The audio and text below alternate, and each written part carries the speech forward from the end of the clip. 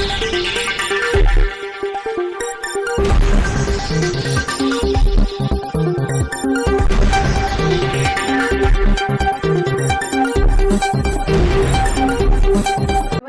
મિત્રો, આપ જોઈ રહ્યા છો શિરોડ સમાચાર।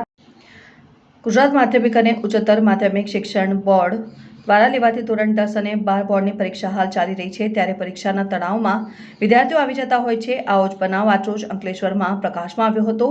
અંકલેશ્વરમાં આવેલી MTM ગર્લ્સ હાઈસ્કૂલના કેન્દ્ર પર ચાલુ પરીક્ષાએ ધોરણ 10માં અભ્યાસ કરતી આફિકા બાનુ નામની વિદ્યાર્થીનીને શ્વાસ લેવામાં તકલીફ ઊભી થઈ હતી। આ અંગે કેન્દ્રના સંચાલકો દ્વારા 108 એમ્બ્યુલન્સને જાણ કરવામાં આવતા વિદ્યાર્થીને 108 એમ્બ્યુલન્સ મારફતે સારવાર અર્થે નજીકની ખાનગી હોસ્પિટલમાં ખસેડવામાં આવી હતી, જ્યાં તેની તબિયત હાલ સુધારા ઉપર હોવાનું જાણવા મળ્યું।